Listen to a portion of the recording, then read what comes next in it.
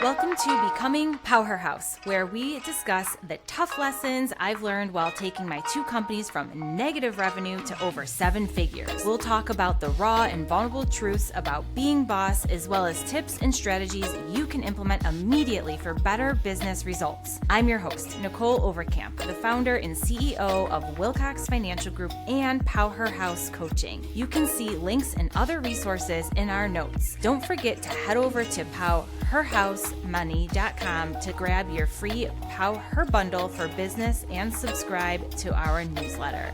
Now, let's dive in to today's episode. I want to talk to you guys about the difference or the disconnect between your vision board, everything that you put out there into the world, and what it actually takes, and the feeling in between.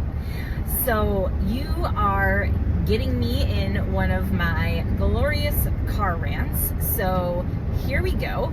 But, I was having a walk today with a really good friend of mine, also a business owner. And in these walks, we just unpack everything 0 to 100 in like an hour and just turbo fire everything that's going on. So from personal, business, challenges, frustrations, like every little thing. And a lot of what we were actually talking about today is that messy middle between the thing we said we wanted to do and accomplish, and we still have conviction in it, but how it actually feels to do the thing.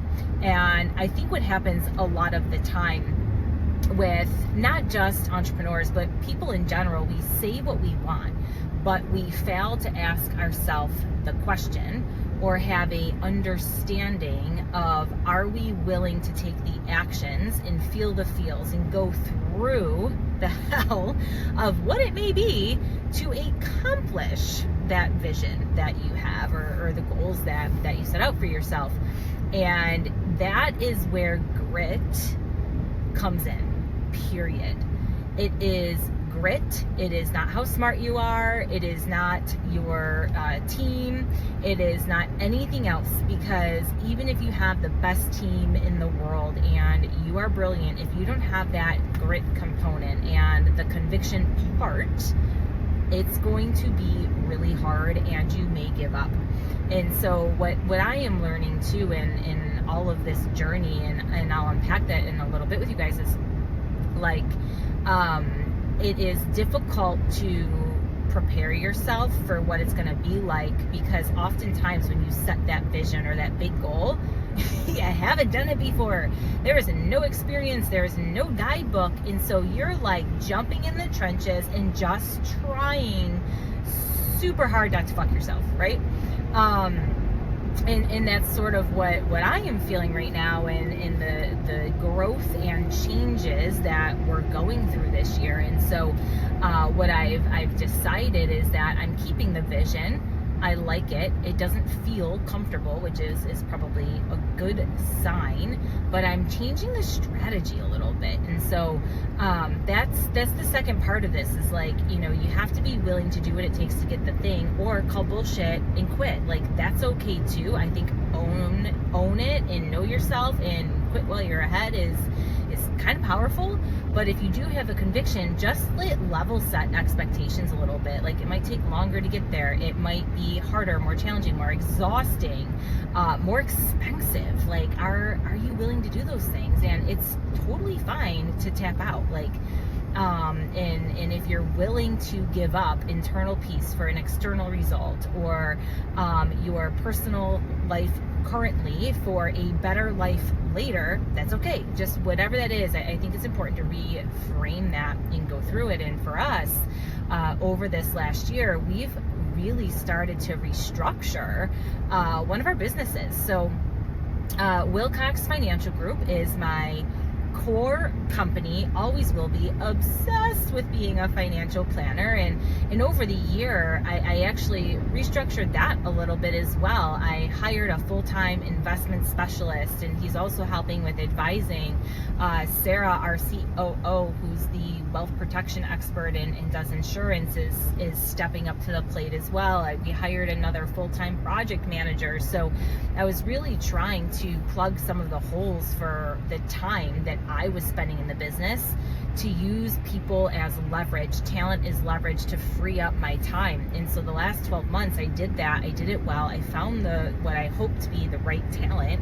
And in doing so, it freed up enough time of mine to start to unpack the other business, Powerhouse, right? And in doing so, that's where I found myself in this uncharted territory. So what we've done with Powerhouse, which is our company for women, that we are doing the education, the online courses, the keynote speaking, the financial wellness workshops, and that's also where I was doing all of my business coaching, the one-on-one business coaching, our mastermind program. And the last few months, I decided to take out the business coaching part of Powerhouse and partner with another individual, MJ. She is a business attorney. She owns a law practice. She had an AI consulting firm, and we decided to combine forces with the business coaching and AI consulting. We have the same target market, and we see the writing on the wall as far as the future of where business is going. And what's needed and the gap that's needed. And we're so passionate, the two of us, about transformation, helping other small business owners, especially women business owners, win. We want to give them that competitive advantage, and those who are ignoring AI right now, or the ability to work smarter, not harder, and restructure and really future-proof their business, are going to be in a world of hurt in a couple of years, and we're super passionate about that. So we decided to create this business membership through the new company called the MoxAI Co. But and I wanted to do that. She wanted to do that because we also wanted to create a more scalable model, a more accessible model that eventually will also take less of our time. So in theory, in concept, it was a beautiful plan. Sure, let's build a scalable model. Let's reduce the hours that we're working. It's going to be big, beautiful, great. We're offering the service that everybody needs. Awesome. Okay, cool. Beautiful on paper. Still love the idea. What I don't think I internalized when planning this and getting super excited about it was the holy fuck, we have to birth a baby, and it has been over a decade. And so we've had a few coming to Jesus moments about level setting expectations, and conversions may be harder than we think, and we're going to have to test a lot. And so what we initially thought would be this, hey, we're going to dig in for a month, build this great program, launch it, and it's going to be an immediate success, was like illusions of grandeur, and we should both buy a unicorn. And so now we're going through, okay, we built this platform, we have this membership, it's an extraordinary amount of value, arguably, and it's about $1,250 a month, $1,250 a month worth of value that we're currently selling for $97 a month. And we have so much conviction in that, but we're going through the go-to-market plan. We're starting from scratch. We don't have a following through the MoxAI Co. We don't have a big email list. And so we're really navigating, how do we grow this thing? How do we communicate the value? How do we communicate everything that we're offering and doing, and getting the messaging right, and growing that, and getting exposure, gaining traction in this new thing, and navigating how to be in a partnership. Neither one of us have had a business partner before, and so we're learning that too. And that's another thing, that even though before we dug into this company, we had hours and hours long of meetings going through our operating agreement, by sell structure, who's going to own what does this look like, but it's all good in writing, but when you get down to it and you're doing the work, it just feels different. And so we had to recognize that, fuck, we are going to be working a lot more hours than we thought. We're going to be digging in a lot more than we thought, and we're going to be turning a profit a lot further down the road than we thought. And the good news is we have still the same belief, conviction, same goal, but we're tweaking the process, and coming to reality is like, if you want to build something great, it takes great sacrifice, period. And not everyone is willing to do that. And I think sometimes when we get in a place of comfort or complacency, even if you are a business owner and business has suddenly gotten simpler, we forget what it actually takes to build something new. And for me, it was a very big wake-up call. And I forgot that. And so now I'm like, wow, I am tired, but I'm simultaneously really excited. And that excitement is pulling me through this hard part, this messy middle of really navigating and figuring out what all of this looks like. And in building Moxie, I gave up our mastermind revenue. That was a lot of revenue we were bringing in that I said, I'm not doing that anymore. In lieu of this, in underlying tone, theme, reality is like, I want to make a bigger impact. I want to have something that is more scalable to help more women. And so this is a sacrifice I need to make to do it. I'm changing my spending. I changed the structure. It's that short-term pullback for a massive benefit down the road, that slingshot moment, if you will. And that's what we're doing. And it messes with you psychologically. I think so much of success and entrepreneurship and growing companies is like mindset. 80 to 90% of it is mindset, staying mentally tough, having the belief, getting through the things, doing the hard work, and knowing that what you're doing doesn't need to be compared to anybody else. It is setting those firm boundaries and knowing that you're making sacrifices now, and there is no entitlement to business. There is no entitlement. It doesn't matter how long you were in one company and what you did there. Building something entirely new doesn't give you entry into anything.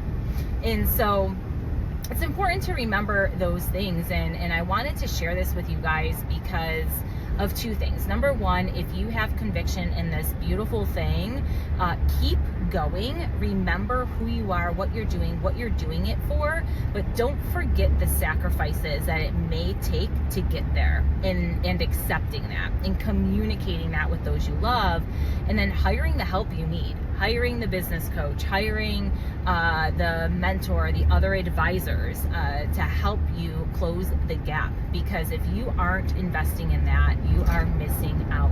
And so, of course, if it's something related to growing your own business, if it's a service-based business, that's what we're here for. We're here to help support you in that. Financially, same deal, but making sure you've got that board of advisors and they're all communicating, and you are not only filling your company with the right butts, right seats, but you're hiring the team supporting you, advising you, right butts, right seats for what you need to fill your gap. Because that's painful too. And so that's the other thing, as we're navigating something new together.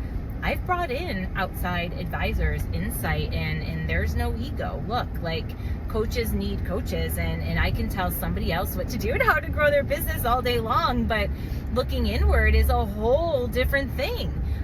It's hard to see yourself objectively and work on the business and not in it when you feel so excited and compelled to just be in it all the time and doing the things all the time and strategically blocking that outside business planning part of it. So I hope this little car rant was helpful for whoever the hell needed to hear it. I don't even know. Reach out to us on social media, whether it's through Her House or the MoxAI Co, and that is the Mox, MoxAI Co on Instagram. Follow us there too. We're giving a ton of insight, value add, how to implement and use AI, and of course all of my usual business coaching stuff. So until next time, my powerhouses, continue to be courageous.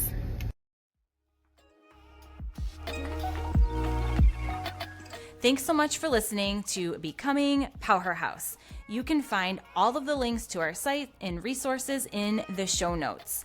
Let's connect on Instagram at PowerhouseMoney, and don't forget to subscribe to our newsletter at powerhousemoney.com. Remember, I want to connect with you. I want to hear your thoughts and help you with all the challenges you're having. So engage, send me a DM. And of course, if you're loving this podcast, let us know and go ahead and hit the subscribe button and leave a review.